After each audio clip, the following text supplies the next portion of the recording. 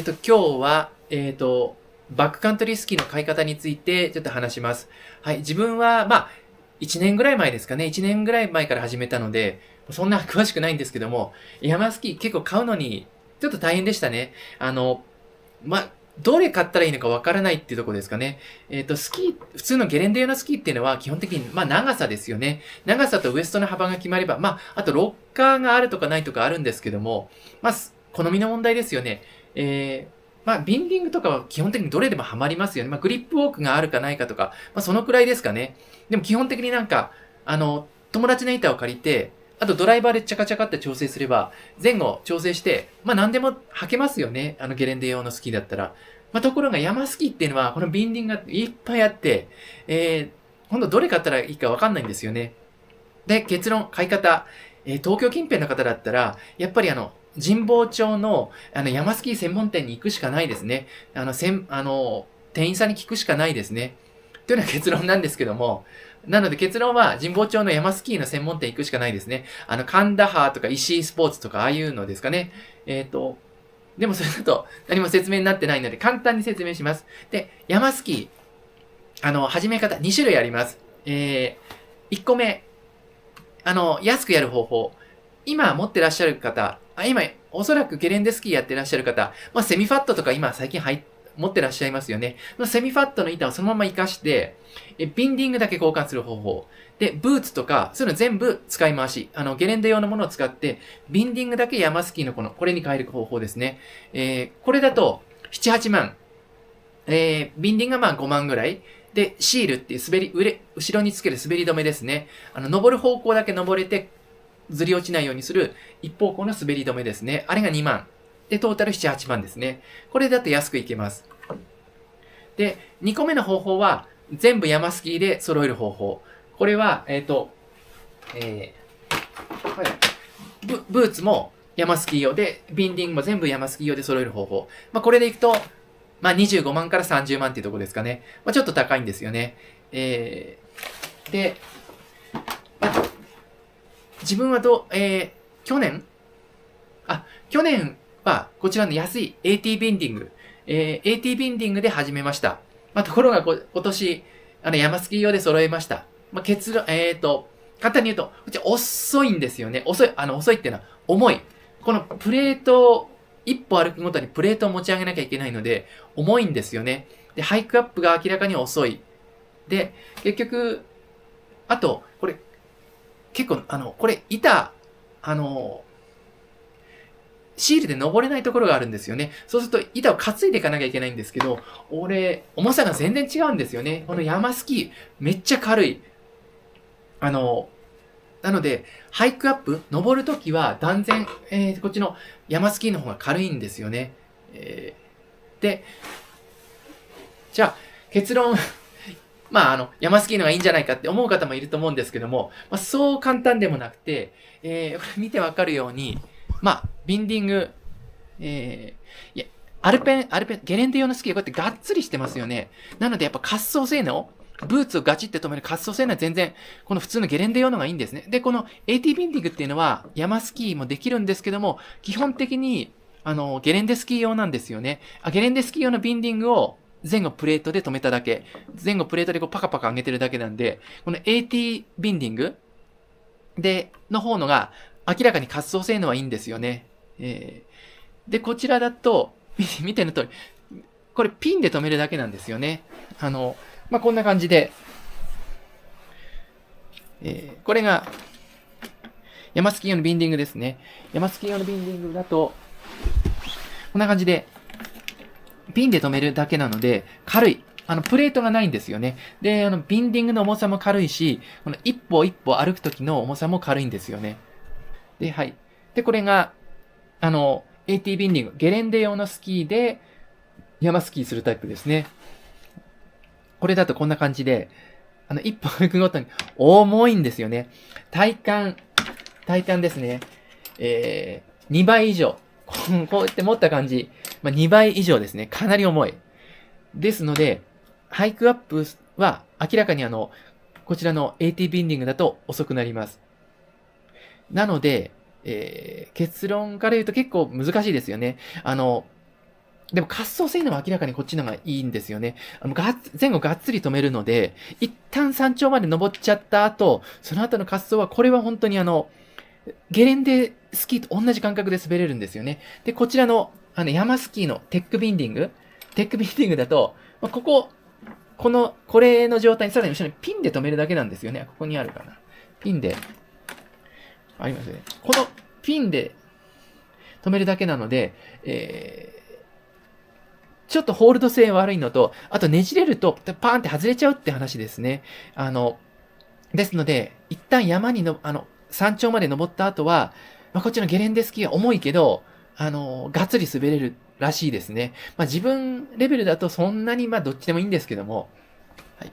で、ゲレンデスキーのブーツと山スキーのブーツ、違いは、軽さだけではなくて、こんな感じで、靴底が全然違うんですね。こちらの山スキーの方は、本当にゴム底なんですよね。なので、普通にグリップするんですけど、こちら、ゲレンデ用のブーツは、これグリップウォークなんですけども、プラスチックですよね。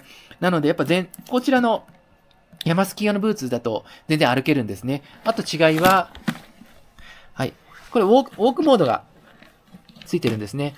ウォークモード、山スキー用のブーツはこのウォークモードっていうのがあって、このですね、このウォークモードをオンにすると、もうこのかかとがすごく動くんですね。なので、このブーツを履いたまま結構歩けるって感じですね。で、こちらのゲレンデ用のブーツはそういうのはないですよね。だからバックル全部外すんですけども、やっぱそんなに歩きにくくないと。歩きにくいですね。ゲレンデ用のブーツは歩きにくいですね。はい。でもこのブーツ、7、8万するんですよね。7、8万して、しかも、このソール、モンベルのブーツみたいに、ソールの張り替えとかできないので、どうしようかな。これで歩きたくないですよね。ちょっと高いので。なので、自分、コンクリートを歩くときはあれつけようかなと思ってるんですよね。ソールプロテクターっていうんですか？ソールプロテクターつけようかなと思ってますね。ですね。またはアプローチシューズ。これ、歩けるんですけども、舗装道路歩くときは、アプローチシューズ、運動靴とか持った方がいいかもしれないですね。ちょっともったいないですよね。はい、という感じです。はい。で、結局どっちを買った方がいいかっていうことなんですけども、一人で行かれる方、自分はこちらのAT ビンディング、パカパカビンディング、重いビンディングで、去年はもう月山、鳥海山、菅池の上の白馬、乗鞍岳とか、一般的な普通の人レベルがバックカントリーで行くとこは全部これで行けました。なので、別にこれで不自由ないんですよね。明らかに周りと見て自分だけ遅いなっていうだけが問題なんですよね。なので一人で一般的なバックカントリー、主にゲレンデを滑って、ちょっとバックカントリーも行くんだったら、これっちのATビンディングでいいと思うんですよね。はい、ただし、このバックカントリースキー始めるきっかけが、お友達、友人とかに誘われて、バックカントリー行かないって言われてる方は、おそらく、そのバックカントリーにハマってる方って、こっちのテックビンディング、山スキー系だと思うんですよね。そうなると、そういうテックビンディング、山スキーで揃えてる友人に、こちらの AT ビンディングで行くと、遅いと思うんですよね。で、最初は待ってくれると思うんですけども、しばらく一緒に行ってるうちに自分だけ遅くて、一緒に行くのが嫌になっちゃうかなっていう感じがするんですよね。なので、もしバックカントリーに行くきっかけが、その友達に誘われてるんだったら、こちらのテックビンディング高いけど、こちらを買うしかないと思うんですよね。特にハイクアップの時に明らかに置いてかれちゃいますからね、この AT ビンディングだと。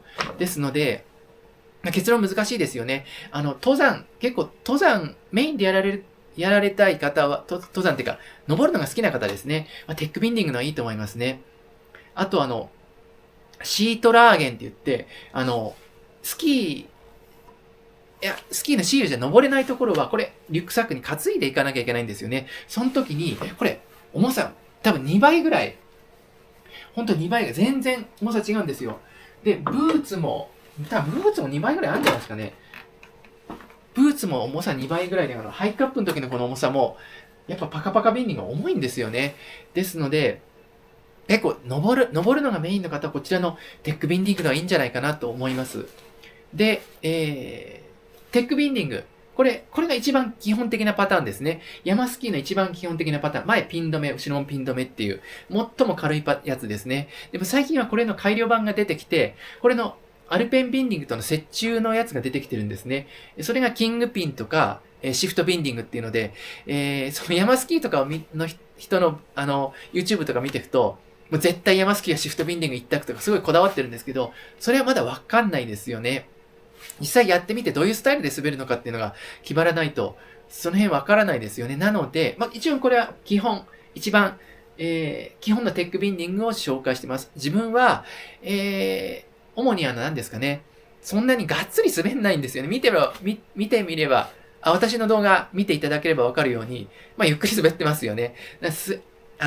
山に登って記念に滑ってくるって感じなんで、滑れればいいということで、そんなになんかがっつりなんですかね、地形でジャンプしたりとか、そういうことやらないんですよね。安全第一でやってるんで。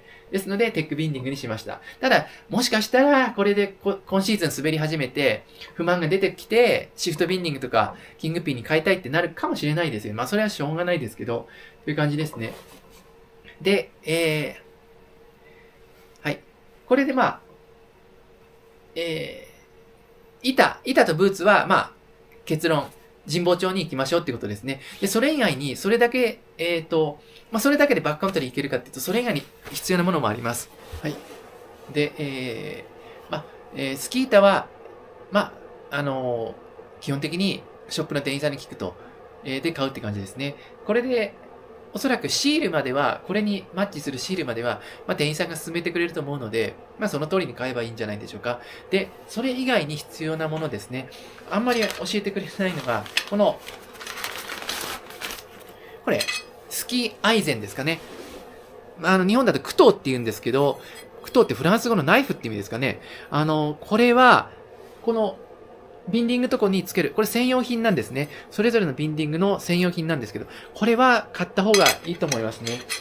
どうしてかっていうと、スキーのシールだけじゃ登れない、春の、白馬乗鞍岳とか、ぐらいでも全然登れないんですよね。シールだけじゃ凍っちゃってる場合は。なので、クトーは、1万円ぐらいなんで、買った方がいいと思います。はい。で、スキーで登れない場合ですね。スキーで、シールをつけても、さらにクトーをつけても、滑っちゃって登れない場合、すごい急な場合ですね。スキーのブーツに、アイゼンをつけて登る必要があります。本当に冬山登山みたいな感じですよね。あるんですよね。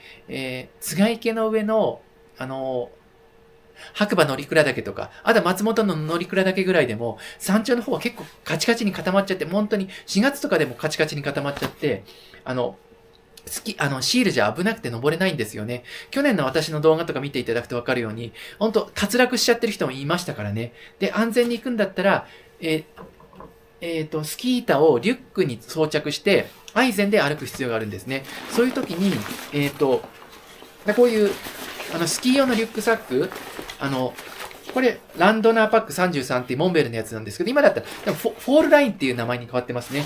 要するに横にこのストラップがいっぱいくっついてて、スキーをつけられるタイプのリュックサック。他の普通のリュックサックでも大きいのはつくのかもしれないんですけども、こういう専用品ですかね、スキー用とかの方がいいと思います。これはもう最初からストラップがいっぱいついてて、リュックサック、このリュックサックにスキーをつけられるようになってます。こういう、やり方をする場合だと、やっぱり、こちらの山スキー用のがいいですね。こちらのゲレンデ用だとやっぱ重いので、やっぱこのストラップとかにダメージきちゃうんですよね。こっちだったらそんなに重くないので、大丈夫なんですけども、やっぱりこのシートラ、リュックサックに背負っていく場合は、やっぱこちらの山スキー用のがいいですかね。去年はずっとこちらのアルペンスキー、AT ビンディングの重いスキーを背負っていったんですけど、2回ぐらいリュックサック壊しちゃいましたね。あとこちらの、AT ビンディングに行く場合は、スキーブレーキをちゃんと上げるように、輪ゴムとかストラップで持ち上げないと、リュックサックにこれ刺さっちゃうので、これを、ストラップですね。なんでも、100均の、なんでもいいから、ストラップで上げる必要がありますね。あと自分は、リュックサック、2回も壊しちゃってるんで、ゲーターここにゲーター被せてるんですよね。この、なんですか、エッジで、リュックサック傷つけないように。まあ、やらない人のが多いと思うんですけども、なんか、絶対ダメージきますよね、リュックサックに。で、自分はゲーター被せてます。で、さらに、まあ、これで運び方はまあ簡単ですよね。フォールラインとか、ああいうそういう、バックカントリースキーに対応したリュックサックを買えば、まあ、付け方はわかると思いますね。ストラップがいっぱいついてるんで、付け方はわかると思いますね。で、アイゼンですよね。アイゼンは、別に基本的にスキーのブーツは全部アイゼンつきます。どうしてかっていうと、基本的に前と後ろにコバがついてる。このコバがあるので、いわゆるワンタッチアイゼンっていうのはつくんですね。で、やり方がわからない方は、もうブーツをそのままモンベルとかのショップに持ってって、これにつくアイゼンくださいって言えばいいと思います。一番それが簡単ですね。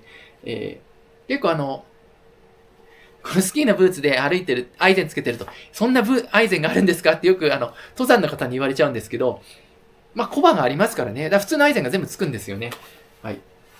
で、これ同じですね。こっちに山スキー用のブーツも前後コバがあるんで、アイゼンつきますね。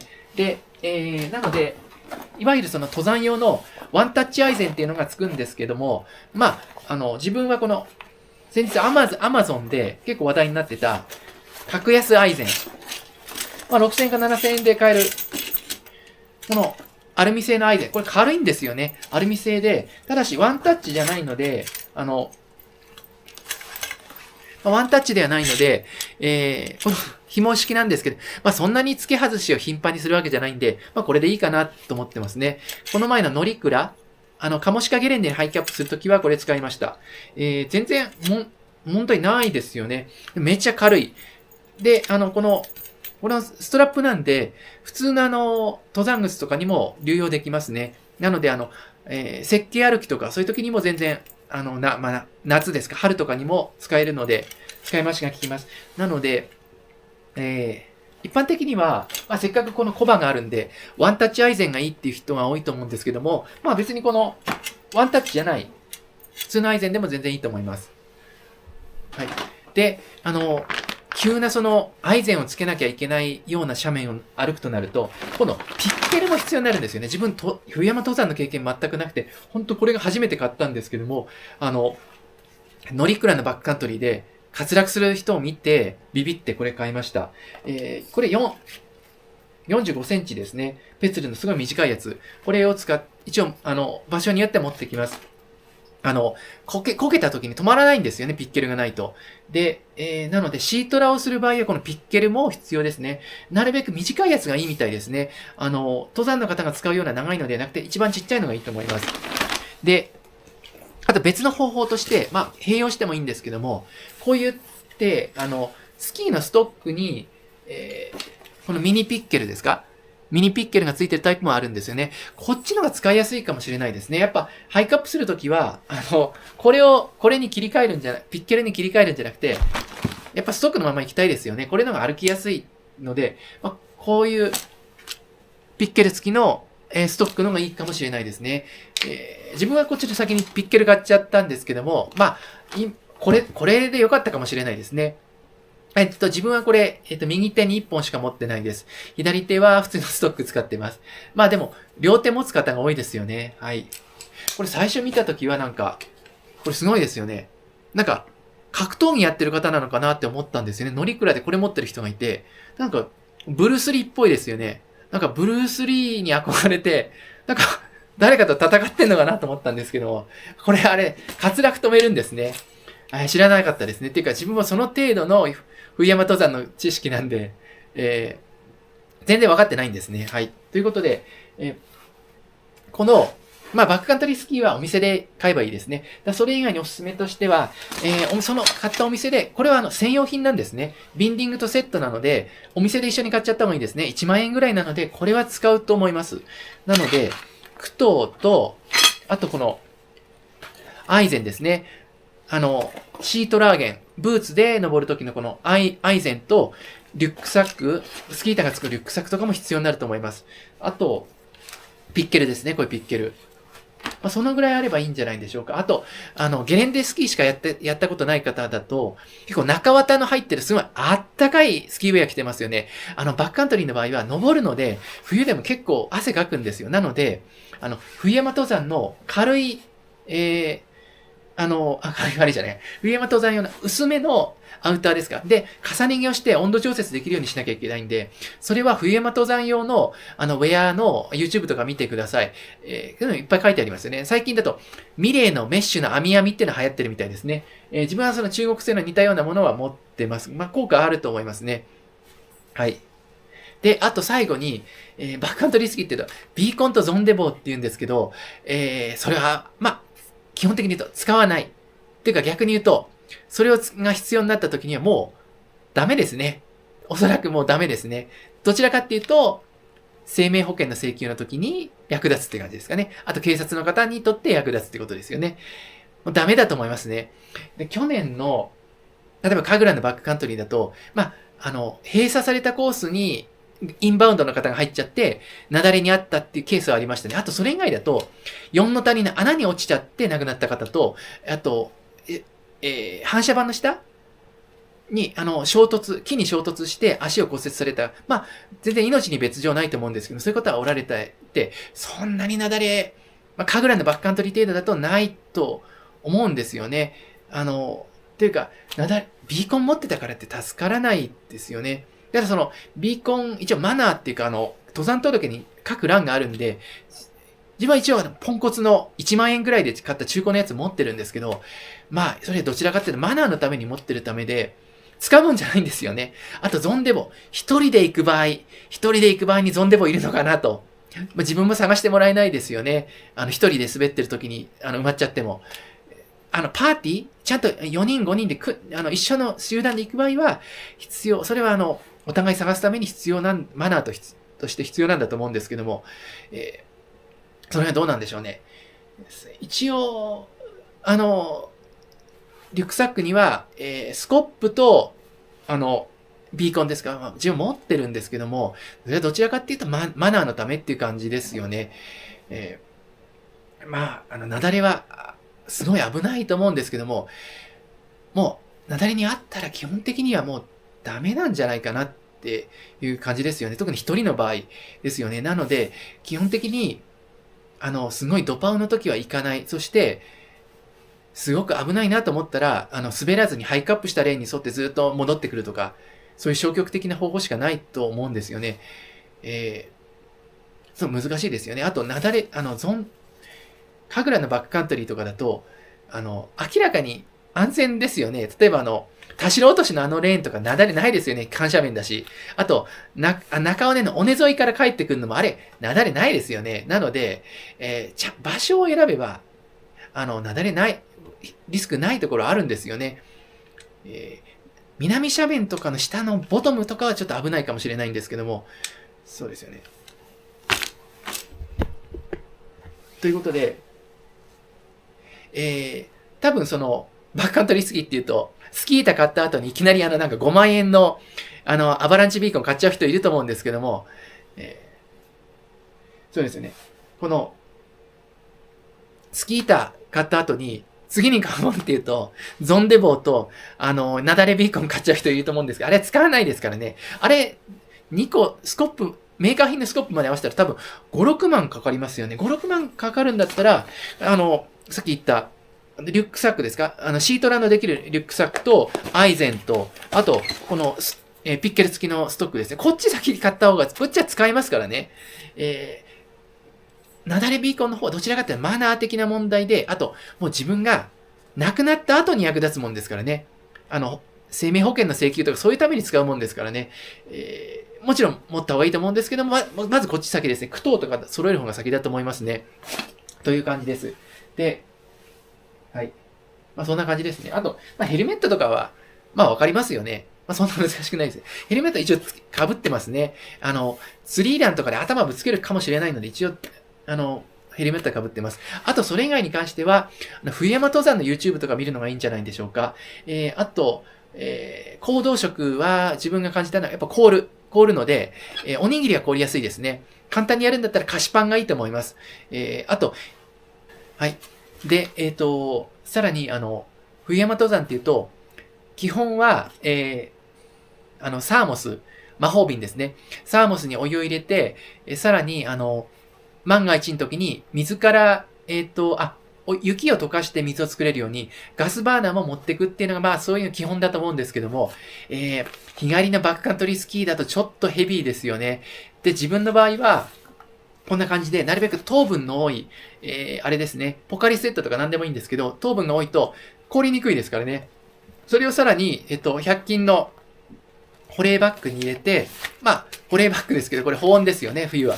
これをリュックの上の方に入れていくと、結構揺れるんですよね。で、揺れて凍りにくくて、まあ、これで普通のバックカントリーくらいだったらいいんじゃないかなって思いますね。で、量は、夏だったら2リットルとか持ってきますよね。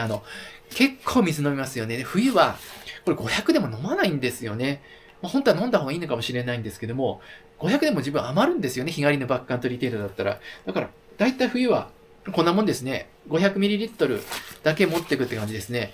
ただし、遭難した時とかは、まあ、夜は凍っちゃうでしょうから、まあ、危ないっつっちゃ危ないですよね。なので、これで本当にいいのかちょっとわからないですね。ただ、自分の日帰り程度のバックカントリーだと現実問題は、これでなんとかなりますね。重さ結構違いますからね。サーモス、重いです。でかくて重いですからね。という感じになります。まあでもこればかりは、安全性をどこまで取るかっていうのは本当に、安全性を取るとどんどん重くなってきますからね。まあ、セルトを持っていくべきなのかとか、あと人によってはツリーホールに落ちた人を助けるためロープとか持ってらっしゃる方いますよね。でも、それを全部持ってったら重くなっちゃいますよね。と思いますね。ですので、結構、難しいですね。道具は人それぞれいろいろ意見があって、でも、何でもかんでも持っていくと重くなっちゃうんですよね。自分ぐらいの体力だと、あんまり安全性に振って物持っていくと、もうリュックサックパンパンになっちゃうんですよね。これ、自分買ったの、ランドナーパック33なんですけど、これじゃ入らないですよね。これ一応スコップとか入れるスペースあるんですけど、僕入らなくなっちゃって、もうちょっと大きい40リットルのバックパック買いましたね。こういう冬用の。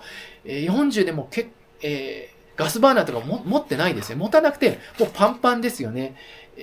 非常用のまあ、食事とか水筒とか、その程度のものしか入れてないんですけども、パンパンになっちゃいますね。で他の方、安全装備、フル装備で持たれる方っていうのは、多分50リットルとか60リットルとか、それになっちゃいますよね。そうなると、なんか、後ろにこけちゃいますよね。どうしたら皆さんどうしてるんでしょうね。本当にゾンデ棒とかスコップとか、セルトとか、いわゆるその安全装備を全部本当に入れてる方って、どんだけリュックでかいんでしょうね。と思いますね。なので、こればかりは、やっぱ自分である程度やってみて、減らしていくしかないと思うんですよね。その代わり万が一の時は、自己責任ですよね。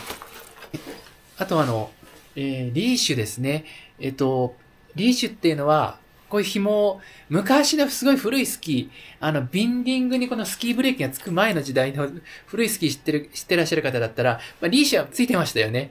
このブレーキがないスキーに、これつけるんです。あと、スノーボーダーの方も使ってらっしゃるんですかね。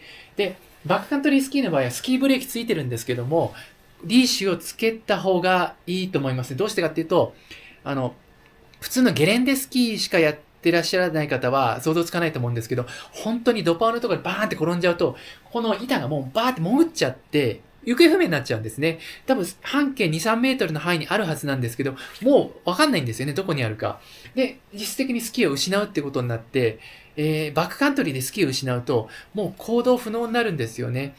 スキーのコンディションによっては、もうつぼ足で、歩いて帰ってくれる場合もあるんですけど、本当に雪が深く積もっちゃってる場合だと、もう、遭難ですね、になるので、ブーツ、足と、スキーに、紐でつなぐってことですね。で、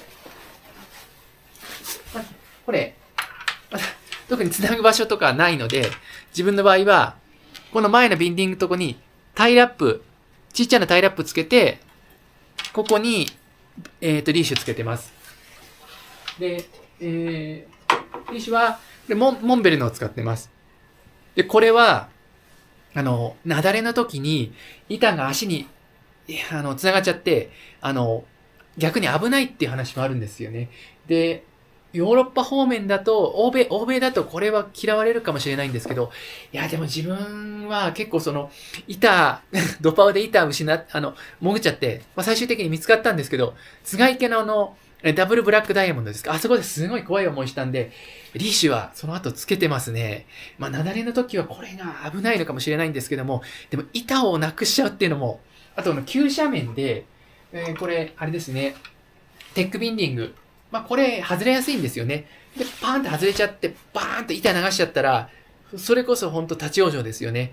なので、ハイクアップの時も、リーシュはつけた方がいいと思いますね。これは特に、こういうのを教えてくれないと思うんですけども、つけた方がいいと思いますね。なので、山スキー買われた方は、まあ、リーシュと、スキーアイゼンとか、クトーとか、その辺も、いずれ欲しくなると思うので、揃えた方がいいと思いますね。自分的には、なだれビーコンよりも、こっちの方が先なんじゃないかなと。これ使えますからね、確実に。と思うんですよね。まあ、ただ、人によっては危ないっていう人もいますね。ちょっとこれ、ちょっと難しいので、各自の判断になると思います。あと、この山スキーを買った後に、じゃあなんかレッスン受けようとかいう方もいますよね。自分の場合は、誰からも教わってないです。完全一人でやりました。で、どうやったかっていうと、山のまこちゃんっていう YouTube のチャンネルがあって、それに全部解説してるんですよね。本当に。シールの付け方、剥がし方から、山回りキックターンっていうこの回転の仕方、全部、教えてるチャンネルがあって、それのチャンネルを見て、見よう見真似でやったって感じですね。なので、まあ、うまくはないんですけども、まあ、なんとかなりましたね。っていう感じです。ですので、あとは YouTube とか見てれば大体わかるんじゃないでしょうか。まあ、スキーやってらっしゃる、やった経験があるんだったら別にハイクアップは歩くだけですからね。難しくもなんともないと思います。まあそんな感じですね。はい。あと、まあ知ってる方も多いと思うんですけども、手袋。まあ手袋なんでもいいんですけど、最近、自分結構テムレスを使ってます。で、テムレス、これ、02ウィンターっていうやつですね。でこれだと、まあ、基本的にテムレスなんですけど、この手首のところに絞れる紐と、あとこうやって合体できるのがついていて、まあ、登山用の手袋っぽい感じですね。ただ、厚さは、厚いわけじゃないので、そんな寒い時は使えないんですけど、はい。自分はちょっと頭悪いので、テムレスマイナス60度って書いてありますよね。あれマイナス60度だから、マイナス60度まで使えるんだろうなと思ったら、あれは寝袋の快適温度って意味じゃなくて、ゴムがマイナス60度まで硬くならないって意味だったんですね。あれ勘違いしてる人いるんじゃないですかね。なんかテムレス、寒いな、マイナス60度なのになんでこんな寒いんだろうって思ってたんですけど、これはあれですね。そんなに寒くない時用のものなんですね。で、寒い時は、自分はモンベルの、トリガーフィンガー、3本指。これがあったかいですね。まあ、ミトンのがあったかいんですけども、ミトンだと、操作性が悪いので、トリガーフィンガーにしてますね。真冬の北海道のバックカントリーとかも、これで全然行きました。で、自分の場合は、まあ、どちらの場合も、この下に、インナーの手袋してますね。インナーの手袋は、これ、ニトリストのタフプラスっていうのをしてますね。これを、完全糖質、単なるゴム手袋なんですけど、これをした上で、この、テムレスとか、モンベルのトリガーフィンガーをやります。そうすると、これでかなりあったかいんですよね。これで一応二重になって、さらに、これ、ウェットスーツって言うんですか？ダイビングのウェットスーツみたいな効果で、専門用語で言うと、ベイパーバリアライナー、VBL、ベイパーバリアライナーっていうらしいですね。そうすると、ここに水の層ができて、で、この、手袋自体は湿らない。自分の手汗で湿らないので、これちらの防寒性能は活かされるって感じで、これやると結構あったかいんですよね。なので、テムレスそのまま使うとめちゃ寒くて、冬は使い物にならないんですけど、インナーに、このゴム手袋、ニトリルのタフプラスですね。これやっていくと、バッチリですね。これでやると、結構、普通の本州のバックカントリーくらいだと問題ないんじゃないでしょうか。ただ、稜線の本当に吹きっさらしの、すごい、マイナス20度とかそのぐらいになると、多分ダメなんで、この上にオーバー手袋するとか、またこういうモンベルのちゃんとしたもうちょっと登山用ですね、をした方がいいと思いますね。でも、どちらの場合にしても、このインナーをこれつけとくと、細かい作業がしやすいんですよね。あとこれニトリルのいいところは、このままスマホが使えるんですよね。スキーのリフトの上とかでちょっとスマホいじるときとかに、これやるとすごい安全ですね。手でやってる人いますよね。危ないですよね。はい。あと、専用のタッチペンとかでやってる人もいるんですけど、タッチペン、反応悪くないですか？使いにくいし。なので、この導電ゴム、ニトリストで、スマホ操作するのが一番いいと思います。はい。あと、これの、テムレス。テムレス、ちょっとサイズ小さめなんですよね。自分は、結構手ちっちゃい。中指の長さが8センチちょっとなんですけど、テムレスは、L ですね。で、自分の場合は、ニトリルのタフプラスは M。で、テムレスは L にしてます。一般的な男性だったら、インナーが L で、テムレスが XL とかがいい人が多いのかなと思います。モンベルのこの L サイズは結構でかいんですよね。自分の手にはでかいんですよね。なので結果的にテムレスも、モンベルも L サイズにして、インナーを M にしてるんですけども、一般的な男性だと、テムレスは、XL のがいい人が多いかもしれないです。なので、こういうモンベルとかのサイズによらずに、お店で試着した方がいいかもしれないですね。ちょっとこれ、小さめなんですよね。追加情報で、テムレス今年から、トリガーフィンガー、モンベルと同じような3本指のも出てきましたね。結構、評判いいみたいですけど、お値段は、7、8千円。っていうことは、モンベルのトリガーフィンガーと値段あんま変わんないですよね。だったらこっちの方がいいんじゃないかなって個人的には思うんですよね。評判はいいみたいですね。TF ミトンっていうものですね。テムレスの TF ミトン。なので、おそらくこのモンベルのトリガーフィンガーに、ぶつけてきたのかなっていう感じがしますけど、値段がすごい上がっちゃってますからね。ちなみにこの、02ウィンターは3000円ぐらいですかね。これにこの、ニトリのインナーすれば、バックカントリーだとこれでいけちゃうんじゃないかなって気がしますね。あと、これのが操作性がいいので、何ですか、このテムレスのまんま、バックル締めたりとか結構な作業できるんですよね。なので、便利ですね。はい。で、この手首締めるやつはあった方がいいみたいですけど、これで3000円で、一番安いテムレスだと1000円以下ですよね。なのでどうなんでしょうね。そんなに雪にポソって、落ちちゃう、突っ込まない人だったら、この、絞るやつがなくて、普通の除雪作業用のテムレスっていうんですか？これでもいいと思いますね。はい、あとあった方がいいもの。リーシュは言いましたよね。あとこれモンベルのヘルメットホルダー、ハイクアップするときはやっぱ、真冬でも暑いんですよね。なので、ヘルメットは自分脱ぎますね、ハイクアップするとき。その時にブラブラ、何ですか、顎紐で、どっか引っ掛けられるんですけど、このヘルメットホルダーでガチってやると、プラプラしないので、安定性がいいってことですね。リュックに、ヘルメットをつけるときのヘルメットホルダー、あった方が便利かなと思いました。あと、去年も、ご紹介したんですけど、これ電熱のゴーグル、中国製の富士風ってやつですね。これは、もう手放せなくなりましたね。なんていうか、ドパウの時に、何ですか、絶対、曇らないんですよね。スキーのゴーグルって曇らないとか曇り止めとかのもいっぱいあるんですけど、例えばハイクアップして、はは息したり、フェイスマスクした場合は絶対曇りますよね。なので、今後、電熱ゴーグルするのが最強ですね。これすると絶対に曇らない。あともう一つのメリットは、ドパーがガンガン降ってきて、普通のゴーグルだとここが凍結しちゃってもうカチカチ、もう固まっちゃいますよね。氷の塊で。その氷も溶かしてくれるんですよね。車のデフォガーみたいな感じで。で、昔この電熱ゴーグル、結構昔からあったんですけど、めちゃめちゃ高かったですよね。この富士風は、1万円ちょっとで、そんなに高くないんですよね。ただ、問題っていうか、温度調節はなくて、で、専用バッテリーもなくて、まあ、お手持ちのモバイルバッテリーを勝手に使ってくださいっていうタイプなんですよね。まあ、なので、まあ、バッテリーの供給は安心ですよね。バッテリーが専用バッテリーじゃないですからね。ただし、こんな感じで、